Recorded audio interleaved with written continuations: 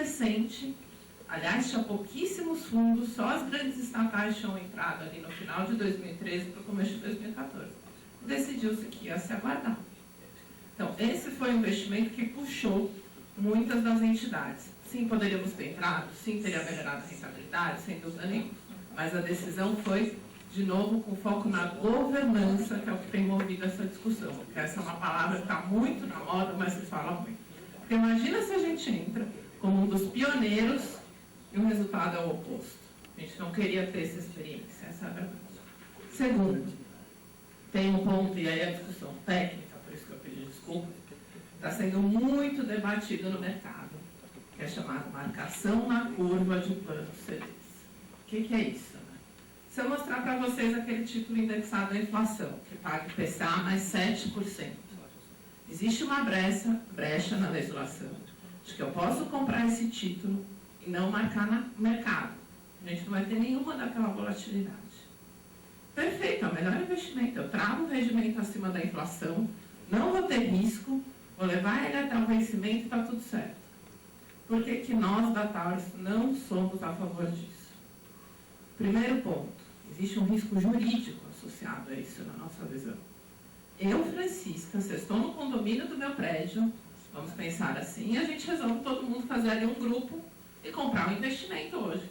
Vamos fazer aqui um clube, taguinho isso, vamos comprar a inflação mais 7%, todo mundo, ninguém precisa do dinheiro, vamos levar até o vencimento, eu vou levar a inflação mais 7%. Tá bom? Tudo bem, tá ótimo. Acontece que eu vou me mudar do prédio amanhã e agora as taxas estão a 5%. Se as taxas estão a 5%, o preço do papel disparou. Quando a taxa cai, a minha rentabilidade sobe muito. Daqui um ano eu falo, gente, obrigada, eu vou me mudar agora e eu vou querer a minha parte. Tudo bem, Francisca, ela vai aqui esse valor. Não, gente, calma. Se eu for no mercado, está valendo quase o dobro disso. Eu vou me mudar para outro prédio e vou comprar lá. Eu quero meu dinheiro a preço de mercado. Eu não quero que a gente acordou. Não, mas a gente comprou todo mundo aqui junto e assumiu o compromisso de marcar na curva. Eu vou tomar um prejuízo muito grande. Por quê? Porque se eu sair desse prédio com preço na curva, na hora que eu vou comprar o título no outro prédio, ele vai estar a 5%. O valor de mercado foi feito numa legislação do ano 2000 para ser o preço justo do papel. Num condomínio, onde o valor da cota de cada um é influenciado pelo preço de mercado, você, na nossa visão, tem que ser marcado pelo preço justo de mercado. Porque as pessoas saem. Cada vez que vocês resgatam um pedacinho da sua cota, vocês estão resgatando por um preço teórico que não reflete o mercado. Essa é a opinião da Taurus em relação a isso. E na nossa visão, mesmo que algumas consultorias, vou ser bem franca, tá? Algumas consultorias defendem a marcação na curva. Por quê? Diminui a volatilidade. E o argumento é sempre, as pessoas não têm educação financeira e previdenciária para entender a volatilidade da marcação a mercado. Esse é o argumento. A nossa visão, ótimo, esse é o argumento. Então vamos ensiná-las. É isso que a gente tem que fazer. Porque ainda que você pense diferente, na nossa visão existe um risco jurídico do participante que sai do plano se sentir prejudicado por isso e processar a entidade. O que vai fazer com que todos vão ser impactados. Então, eu pude falar um pouco nisso nesse começo, acho que ele pode dar a visão dele e conversar sobre isso também. Por que eu estou falando isso? Porque quando a gente faz análise comparativa, essa é outra questão, os planos que estão melhor rentabilidade esse ano, não sei quais foram as listas que vocês pegaram, tá? Mas eu sei que muitos são aqueles que marcam a mercado, na curva e não sofreram essa volatilidade. Então, por isso que eu falei que tem uma questão técnica que influenciou as análises comparativas, que realmente esse ano causou uma grande confusão. Não sei se é o caso, mas acho que vocês, quando olharem a amostra de mercado, têm que saber que existe essa influência. Segunda observação, prometo que eu vou ser rápido. A gente vai ficar sempre acima da mediana? Não vamos. E aí acho que tem dois componentes. Um, ninguém vai ficar sempre acima da mediana, por isso que ela é uma mediana. Dois, a decisão, o processo decisório aqui é mais conservador mesmo. É o que eu falei, a gente não entra em novidades. Tem fundos multimercados que, na pessoa física, o Fundo Verde, super famoso, o Galileu do Safra, são fundos ótimos. Mas quando a gente olha para o investimento, que é para esse universo de pessoas, com uma única característica, a característica da Preve Siemens, né, da empresa, é de ser mais conservador. Então, algumas dessas entidades que você citou, que eu conheço, eles têm esse tipo de investimento. É outra característica mais arrojada. E a renda variável esse ano foi mal. Os fundos multimercado foram super bem, mas também são investimentos de risco. Eles também têm dólar, eles também têm câmbio. Então, isso influencia na rentabilidade, realmente. Umas entidades que são mais arrojadas e têm maior diversificação, provavelmente vão estar ali no primeiro quartil. Uma entidade que tem um outro processo, provavelmente não. Desculpa, mas tem um prédio da Nokia, que a grande parte na qual a Siemens estava associada, com uma rentabilidade de 13,2% o ano passado. Nós temos a GE, General Electric, perfil super conservador, 11,8%, perfil conservador, 12,9%. Então, não estou escolhendo outras, que seja agressiva. Arthur, O perfil super conservador é CDI puro. a gente tem que diferenciar aqui, Arthur, entre fotografia e filme.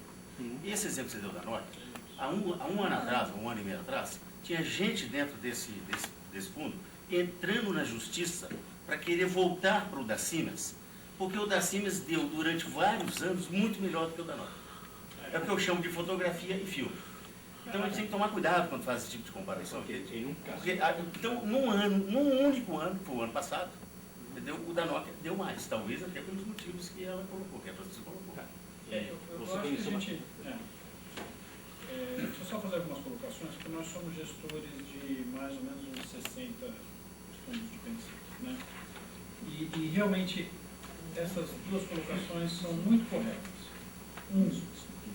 É duro fazer ranking. Tanto tem empresa especializada em fazer ranking, porque você compara coisas muito diferentes e põe tudo no mesmo saco. Vai ter anos que você vai achar que você é um gênio, vai ter anos que você vai achar que não é possível, todo mundo é gênio menos eu, né? Então, tem estruturas muito diferentes. Essa questão da marcação no mercado é muito importante. Se você compara quem faz marcação no mercado com quem faz no puro, num ano muito bom, como 2012, vai parecer que quem faz a mercado é gênio, quem faz na curva é burro. Num ano muito ruim, vai parecer que quem faz na curva é gênio e quem faz a mercado é burro, né? Então, precisa tomar muito cuidado, precisa limpar isso tudo para comparar. Então, essa é uma questão. Então, vocês acreditem em nós, vocês não estão sozinhos. Meu pai é beneficiário do plano de pensão da Dow Chemical. E ele também reclama. Ele fica com a sensação, o meu foi o pior do mundo. Eu falo, pai, não foi. Tem o destino lá e tal. E não foi. Foram anos difíceis para investimentos de previdência. Por quê? Exatamente por aquela primeira dificuldade que a gente falou, de tentar fazer uma média zona e colocar todo mundo no mesmo saco. É claro que para quem é aposentado, mais ainda para quem tem 80 anos, o ideal era estar no CDI. O CDI é interior de todo o resto, né? Mas em 2012, puxa, o CDI perdeu de todo o resto, né? Então, varia de ano para ano. O que a gente tem que pensar é sempre mais no longo prazo, né? E a gente, claro, tem esse desafio de, ao longo do tempo, ir fazendo perfis diferentes, para que cada um esteja numa caixinha. Nunca vai ser perfeito, mas que seja a mais adequada para você. Então, vocês não estão sozinhos. A maioria esmagadora dos fundos de pensão, como não são 100% CDI, se tiver uma pitadinha de bolsa, já puxou para baixo. Se tiver uma pitadinha de IMAB, já puxou para baixo. Se tiver uma pitadinha de RFM e imóveis, já puxou para baixo, né? Só que, como a gente falou, o CDI é o canto da sereia, né? Ele parece uma delícia, mas se você ficar, né, claro que quanto mais jovem for, né, se você tiver 80 anos, não tem problema ficar no CDI, se tiver 75, fica bastante no CDI. Mas se você tiver 40, 50, mesmo 65, se você ficar com tudo no CDI, corre o risco de daqui a pouco os juros terem que cair e você ter rentabilidade real, descontado imposto, descontado taxa, né? Nada. Então, é essa luta entre eu sei o que é bom para um prazo mais longo, mas eu sei que isso gera desconforto no curto prazo, o cliente não é seguro, acha que sempre o seu é o pior do que o dos outros, porque é sempre assim, quando você conversa com um amigo, o amigo que foi bem te fala no coquetel, né? E o que foi mal? Ficou quietinho, né? Então sempre parece que todo mundo foi super bem, né? E você fala, puxa, Puxa vida, logo eu fui o pior de todos. Não é bem assim. Me diga uma coisa, uma pergunta que eu faço. Tem que ter ordem, tem que ter ordem. Não, tem que ter ordem. Agora você. Tinha levantado a molinha antes. Na realidade, O Cal, tem um na sua frente. É o Baruch. Está aqui com o microfone na mão já. Só gostaria que você desse uma palavrinha sobre a velocidade de reação. Eu sei que existe um pacote, etc. Está tudo alocado, mas quando se percebe que alguma coisa não vai, qual é esta velocidade de reação? Qual é a velocidade ideal de, claro que não, de repente, tem um discurso da Dilma, vai dar tudo. Não, qual é a forma correta de se reagir quando está se percebendo que alguma coisa não está no eixo? Então, vamos lá. Agora, só uma questão de ordem. Era o Baruch, depois acho que era o Heitor, depois o Cal, tá certo? Eu ia fazer também uma pergunta, mas você passa na minha frente, Cal. Não, só para ter uma questão de ordem, Cal. Está perfeito. Então, eu abro mão. Não. Eu quero explicar. Eu abro mão da minha pergunta, porque a sintonia fina do Baruch e minha representam essa pergunta. Então, tá? Eu vou tentar fazer um comentário aqui baseado na minha experiência, porque o próprio o Neves citou, quer dizer, eu sou conselheiro deixa eu dar um pequeno marchado.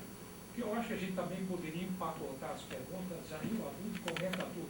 E se a gente ficar fazendo, se a gente ficar fazendo, eu diria, cada um comenta e o aluno responde, muitas vezes já está respondido que o outro vai ter. Então, empacotamos, inserindo o livro também, tem alguma comentário. Mas, como eu fui citado pelo colega Pedro Neves, ele citou, então vou dar um depoimento rápido, da minha experiência, que eu sou conselheiro. Eu sou conselheiro da APRED, 9 anos, coisa parecida, como representante dos aposentados. Vocês já viram experiência acadêmica. Então eu vou falar rapidamente sobre os problemas. Nós estamos aqui na parte de investimento, porque no fundo o que toca mesmo, o aposentado, é a parte de investimento. A parte atuarial ninguém dá volta. E eu estudei um pouquinho isso, e até com razão, por alguma razão, a organização, eu passei a ser convidado há uns 2 anos atrás, depois apareci. Então eu passei a ser convidado e participar. Bom, minha experiência mostrou o seguinte: no começo, evidentemente, eu realmente me perdi totalmente. Eu comecei a perceber a complexidade disso, não técnica. A matemática aí é de grupo escolar. Mas o problema são esses índices, esses IMAB, essa coisa que eles estão uma loucura. Depois eu vou chegar no pior. E isso, evidentemente, eu fui aprendendo. O Neves disse, ficar até 7h30, 8 horas, era a paciência dele para ficar me escutando. Porque não tinha sentido eu, que estava assim, recém-iniciado lá, começar a dar palpite disso. E eu, realmente, com o tempo, eu fui aprendendo e fui vendo a complexidade. E nisso comecei a entender a necessidade de custodiante, de administrador. Eu vi que para mexer com esse negócio todo, esse pacote, 2, 3 pessoas não vão conseguir. Aliás, nem tem capacidade física de mexer com esse negócio administrativo. Segundo ponto é o seguinte: aí eu, à medida que eu fui me envolvendo, aprendendo um pouco, eu percebi que aí tem um grande vilão, um fabricante de confusão, nesse ponto de vista de rentabilidade nas comparações, chamado marcação a mercado e marcação na curva. Quer dizer, isso é um veneno, complica a vida de todo mundo. Então, nisso eu resolvi investir um pouquinho de tempo para tentar entender isso aí um pouco. E me tomou tempo, até onde eu sei. Eu acho que um grande passo eu já dei, mas eu não dei. Este, para mim, é o grande fabricante de confusão. Tanto é que na parte preparatória, nas discussões preparatórias, eu disse para o aluno, esse negócio de marcação a mercado e na curva, ou nós esclarecemos isso aí, ou isso fica impossível alguém conversar. Porque quem vai fazer a pergunta não sabe o que está fazendo, e a resposta ele não vai entender. Quer dizer, ou nos dá uma certa aula, vamos tentar esclarecer. Eu tentei fazer isso por minha conta e notei um dos maiores problemas que existe nessas comparações que nós vimos aqui, é marcação ao mercado e marcação na rua. Ou a gente entende isso aí, ou não é possível a gente conversar. Então, eu queria dizer, então, a minha experiência mostra o seguinte. Primeiro, esse item, marcação mercado, tem que ser esclarecido. Ele é o maior fabricante de confusão. E o seguinte, deixa eu fazer uma pergunta aqui, que acho que talvez deixa eu só não vai completar, exaurir essa. só completar, tem mais duas, só mais uma frase, não sei. Quer dizer, o que acontece é o seguinte, eu sou a favor, claramente, da marcação ao mercado, o dia que eu entendi, porque isso pode criar, eu diria, falsificar o ativo que o fundo tem. Esse é o meu comentário. Depois eu digo, né? Vocês preferem saber a verdade mesmo que doa? Posso falar a verdade? A verdade é a marcação ao mercado. Marcação ao mercado, ela te conta todo dia o quanto o título vale de verdade, naquele dia. Então, ele é um mal necessário. É um saco, porque às vezes o mercado tem suas histerias, aí cai, aí pega na sua cota, aí naquele mês você resgata e tal. Mas ele é a verdade. A marcação na curva, ele mascara um monte de coisas, pro bem e pro mal. Às vezes ele está mascarando lá, na verdade tem muito mais do que está ali, um dia você descobre e fica feliz, mas muitas vezes ele parece que está ótimo, e aí quando você vai descobrir a realidade é muito pior do que aquilo. Então, ela é a verdade do quem doer, marcação no mercado. Incomoda dessa sensação de, puxa, esse ano fomos os piores, ou entre os piores e tal, mas ela é a única coisa justa.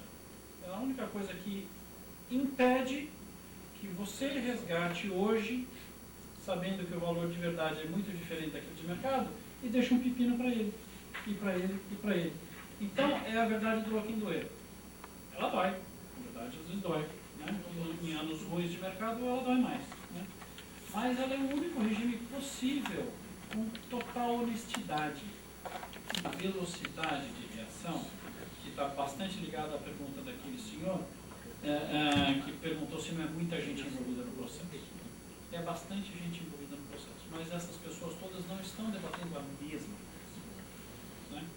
Se elas todas estivessem querendo dar pitaco sobre se o Tombini vai subir ou descer juros no próximo Copom, aí ficava realmente uma loucura. Né? Mas não é.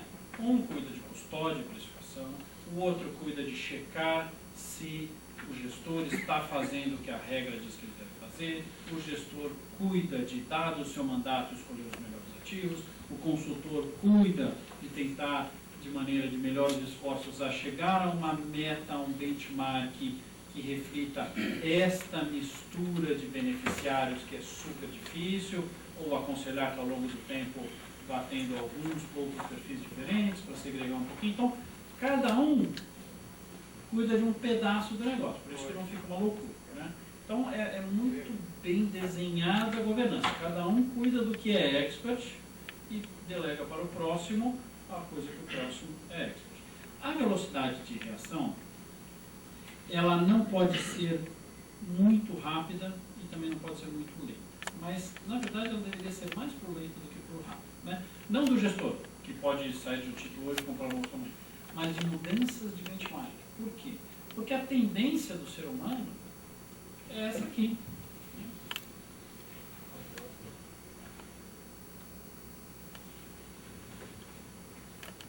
Isso aqui é uma caricatura, mas a tendência do ser humano é essa aqui mesmo.